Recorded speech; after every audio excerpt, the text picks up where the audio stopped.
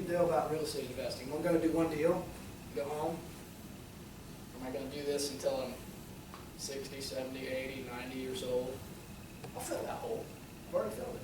All right, fill that hole. But it never stopped working in the account. Okay? Never stopped working. So rinse and repeat, basically. I want to look at, compare three options, and I would love to do this, but I like hearing back. Oh,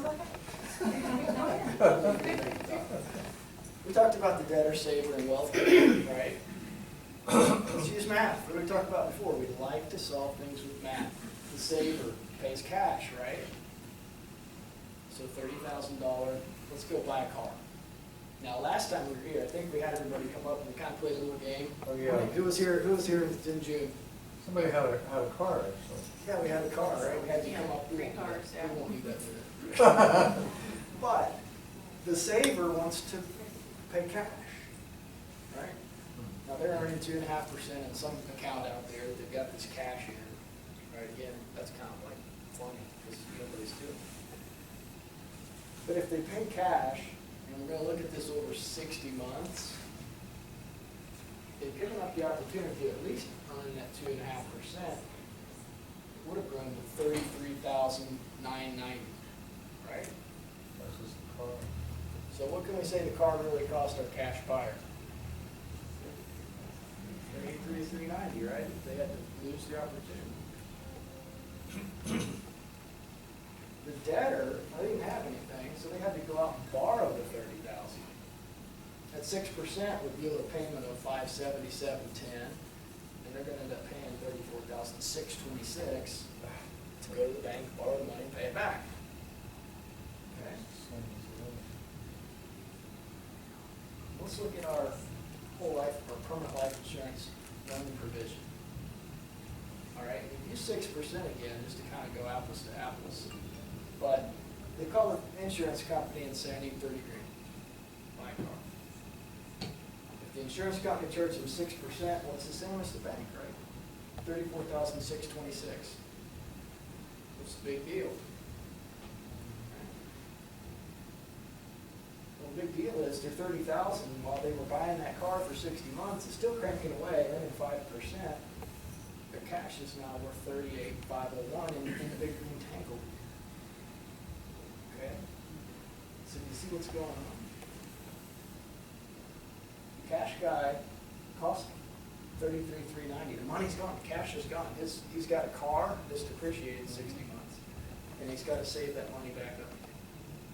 Right? He's at the zero line. He's got to start saving all over. The debtor, they're just out $34,626. They just paid that from lifestyle. They paid it out. They've got nothing. They've got a car that's depreciated 60 months.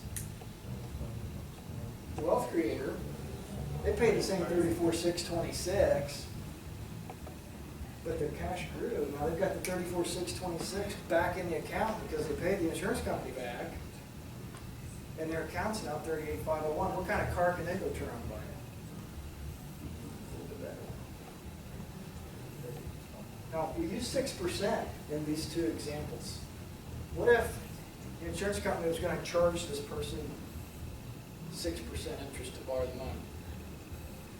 But Ford Motor Credit said, hey, buy an F-150, 0% financing. What's the best option?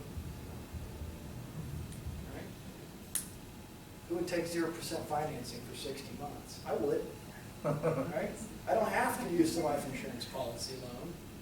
I can still go use Ford Motor Credit 0% financing. The cash value is still going to grow to $38,501. I just benefited here by not having to pay any interest. Okay, so you've got choices with this environment that you've just created for your cash to work, for your employees to work. You've got options, right? Maybe the bank will loan you on a property at less interest than the insurance company will to borrow money. You've got options. What happens if this guy gets in trouble with Ford Motor Credit, 0% financing?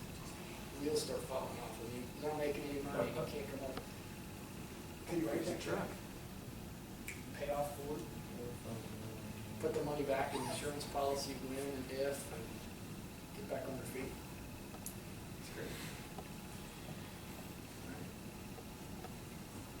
that to real estate? I just have one question. How does the, if this is so good for the policy holder and customer of the insurance company? I know this is gonna sound kind of odd, but how does the insurance company make money then? How does the insurance company make money? What is it, you gotta look They at, don't- what's their motivation? What are they in business for? Well, they're in business to stay in business and to make money too. We'll go back. So, but if they're, so they have to be making it off their customer some way or other? Who's their customer? Yeah. Okay, who's their customer? They have to make sure they can pay this. Okay, remember, it's a mutual company, Owned by every owned by these people.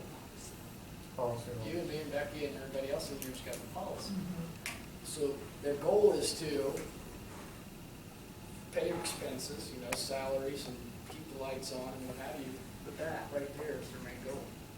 So it starts their It policy, starts there. goes So down from there. How do they ensure that they can pay that?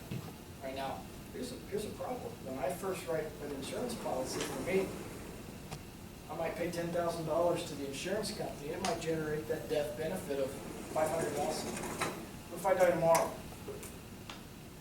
Insurance companies, that's a terrible deal for the insurance company. A great deal for my family. I'll never sign up for that. But they've got to be able to make sure they can pay these death benefits. Okay, so here's what they do. The insurance company has this great big pool of money. We're dealing with a lot of money here. When the federal government starts borrowing money from insurance companies, you know you're dealing with a big town, right? So they've got this great big pool of money. What do they do with it? They put it out there on the street, and they're going in things like bonds, mutual funds, not mutual, long-term real estate development projects. Mass Mutual, REITs? they will do some REITs. Who knows who Oppenheimer is? Okay, Mass Mutual owns Oppenheimer. Now, is our money at risk as policy owners because they own Oppenheimer? No. Oppenheimer is a mutual fund company, right? Right. That's right. If market does bad, do they still charge fees? Yes. Sure. If the market does good, do they still charge fees? Absolutely. We get profit no matter what. Yeah. Okay, so they own a mutual fund company, but they don't invest in mutual funds. Does that make sense? Real estate. Adam Siegel, last week, said that on a tiny piece of real estate that Mass Mutual, 3 years ago invested in Boston, they sold a tiny piece of it and made a $450 million profit. That's a flip, guys. Yeah. They still have a whole lot of it left They to still have a whole chip lot. away at. And remember, the interest that you pay back on a loan is considered a return on investment. And a return on investment is profit, right? So you're helping your own dividends. You're going to get a piece of that money that you paid in interest back in your account as a dividend. So you get some of your money back. So I can't take a tax deduction for interest, but I could for a deduction for a... Oh, hold that thought. I want to show you how you can do it. You're jumping ahead. Oh, okay. You didn't see this last time, I don't think. I don't think we showed this last, but, No. okay. I just had a quick question, if you don't mind. I was just kind of wondering, like, how long do you think that they would be able to continue doing those sorts of, like, policies and stuff without, like, you know, some sort of government people trying to say, oh, we got to change how you guys are doing all the insurance stuff and stop it? Because, I mean, if the feds need to borrow money from insurance companies and stuff, like, obviously that's a great way for them to keep running business and having things happen. But do you think, is there any sort of, like, are people talking at all about, oh, we might, you know, policies might be changing or anything, and we might need to, like, start doing things a little bit differently? Or is this kind of just a pretty sound vehicle that just keeps Or do you think the chugging? senators have their retirement? Yeah. Yeah. Thank you. Okay. And who owns these? Okay. John F. Kennedy, the Rockefellers, the Rothschilds, all of the presidents, Taft, Harding. The international Roosevelt, banking conspiracy. John McCain. John McCain. These are the people who own these policies, guys. These are the wealthy, the rich and famous. So this is, They're not gonna yeah. mess themselves up. Okay, so this isn't going to be changing anytime. And it's All right. contract law. Contract law and tax laws, two very different things. Comcast, NBC, Okay. Universal. Why do you think I have 35? Now, if they go and change the rules and tax the inside buildup of these cash values, I have a contract. They can't change my contract. Okay. They can change new ones, Yeah. but they can't change So my the industry can 35, and I've change got with 3 the existing generations covered. policies or. A company Okay. that big, if they did that, they'd collapse the economy too. Exactly. They'd know better than that. So I seem to understand most of this. I just had a little bit where I was kind of like, Isn't it okay. great to hear it twice, though? Yeah. Yeah. Yeah.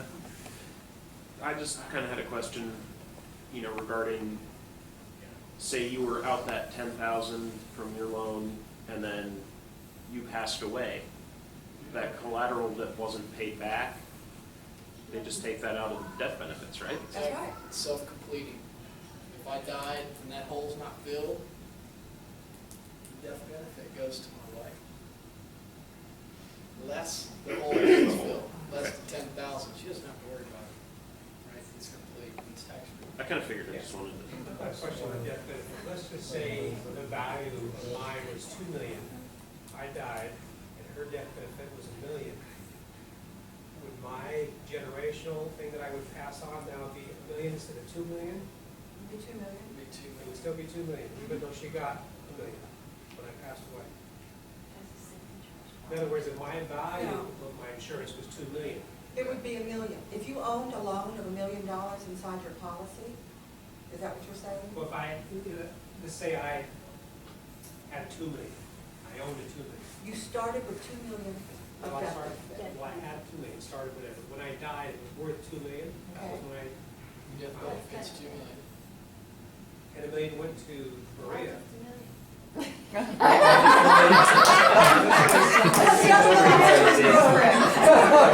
I'm trying to figure out the generational thing. So if she got $2 million, which is fine, I'm dead, I don't care. Then what happens to the value of what I had to go on to the next generation? What is that now? Nothing? Depends on what she gets.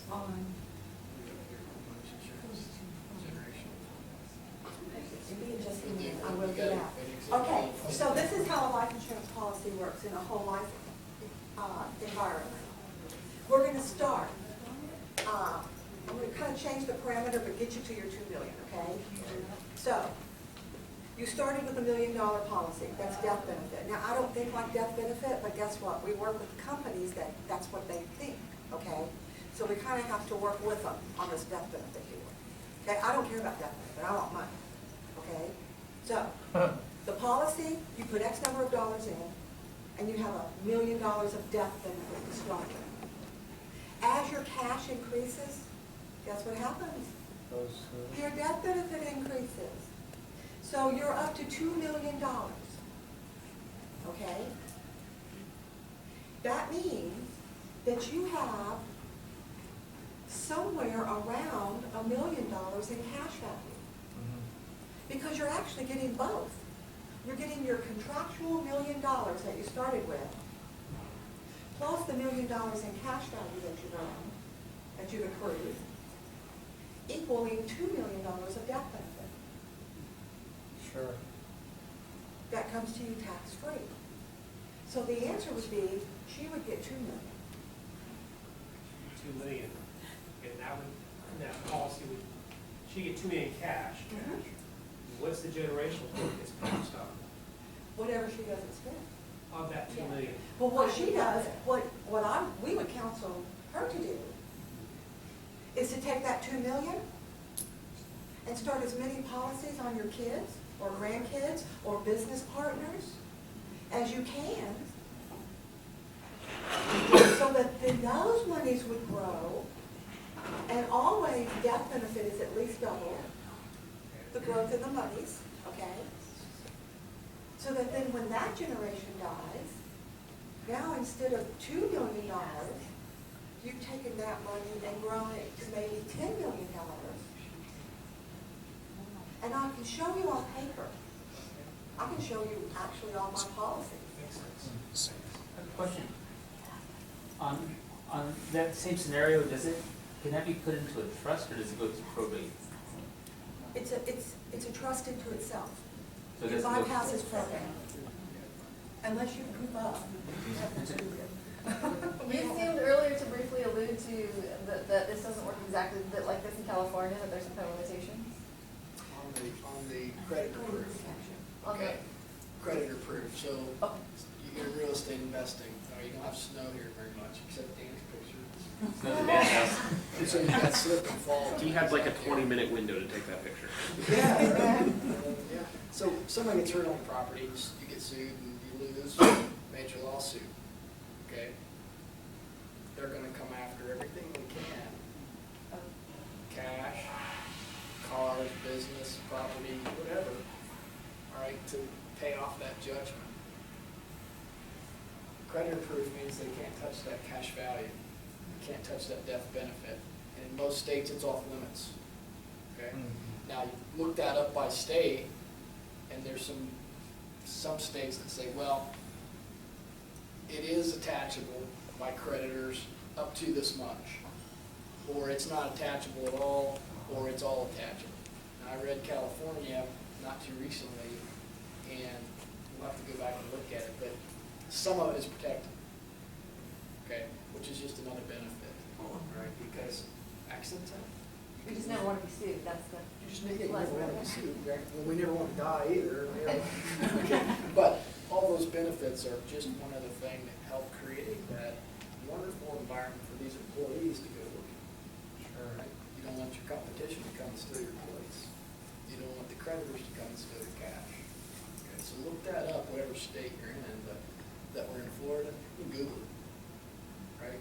Permanent life insurance, cash values, creditor proof, California, it'll give you all kinds of places to go look that up. In Florida, we can touch it. So, all right, any other questions so far? All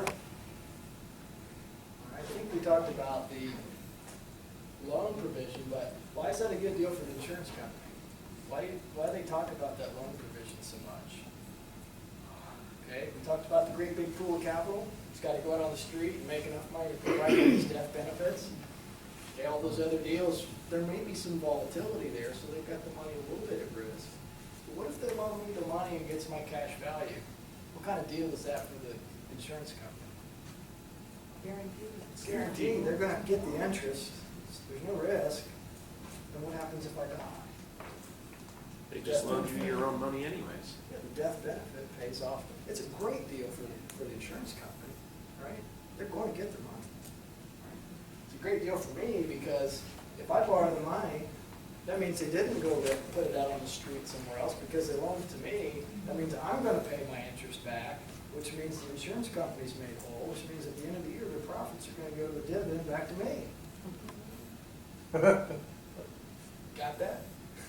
Okay, so it's kind of fun. All right, let's go through that. Where were we? Compare two properties. So we looked at the cars. Can we use it for real estate? And this is where Rebecca and I just love to have fun with people. What do you guys do? Let's build a case. We build a case, so don't judge my case. All right? It's just a real estate deal. But I just want to show you the money. Follow the numbers, don't follow the details. It's a $153,000 house. We round in these discussions. So any analyticals out there, you might get upset because I didn't say it's 750. But let's just get the disclaimer. I'm going to round. $153,000 house. All right. Property A, buyer, is going to put 20% down and borrow 80 from the bank. Sounds pretty typical. This 20% though is coming from cash. We talked about that in the very beginning. We're backing up way back to the beginning. Where do you keep your money? Cash. You need cash to maneuver. Well, why? Because you need to put 20% down on real estate. Property B, though, 20% down is going to come from the insurance policy loan. Okay? We're just going to compare. We want to see. But the loan has to have that much cash value in it. Should. Yeah. Going back to. But wouldn't it be okay if it, where it's just sitting someplace different. It's sitting in savings accounts, CDs, money market, or it's Yeah, it's sitting all the in same. cash values It's of all life cash, insurance. It's the right. same money. Yeah, I like tax, let's go back to tax. Okay, so, in other words, you're working from a position of cash right now. Where do you keep that cash? You keep it in the bank, a CD.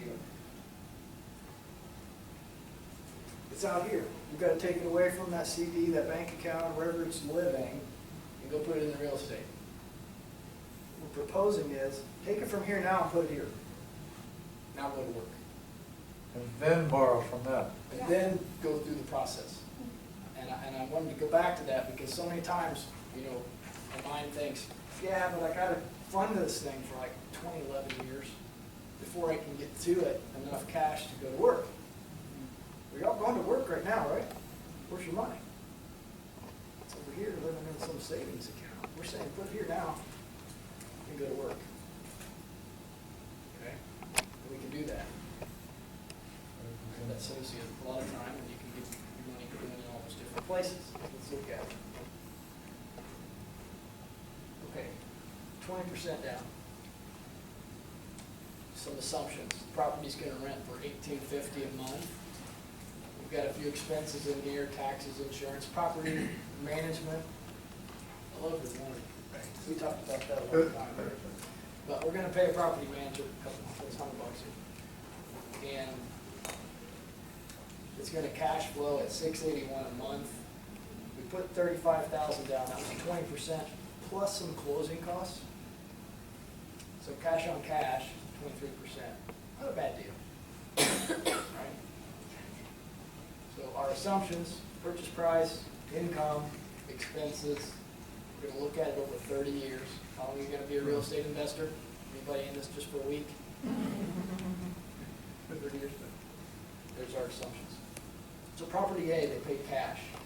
Purchase price was $750. There's the cash flow. Fast forward 30 years, right? We're going to assume 3% growth, apples to apples. The property would be worth $377,000, and all that cash flow over 30 years would have added up to $245,000. Add that together, take out the 35 that you put down. You're out of the deal, and you got $587,000. Okay, 30 years later. Property B, same thing. Now we've thrown in the policy loan, just like we did with the car. What if you were to pay that loan back, amortized every month? Okay, it would be $188 a month. You have to pay that? No, you don't. But you could. You might want to stay honest. Okay, but that reduced the cash flow, didn't it? The other cash flow was what, 8,000 and change. Now it's only 59.16. So it reduces the total amount out at the end of the day. We were like, what, 587? Now we're 520. But, right, always the but. The cash value was growing, right, to 20% down. That cash value continued to grow in the account for that 30 years, and it grew to 151. So we're out of the deal now at 671, 487. That's cool. All right. But what if we did a little differently? Like this guy. What if we took that cash flow and put it back into the investment, back into the insurance company? Right? What if? That's going to grow for up by 412,000. So you've got your future property value, your 35 growing in 30 years at 5%. And now you reinvested the cash flow back into the insurance policy. Now you're out to 941 at the end of 30 years. And you had more money to use over those 30 years. Could we take that 412 over the 30 years and go buy more real estate? Could that cash flow go right back into the property? Sound money principles, right? Just efficiency of the dollar. How many times can you get that thing working?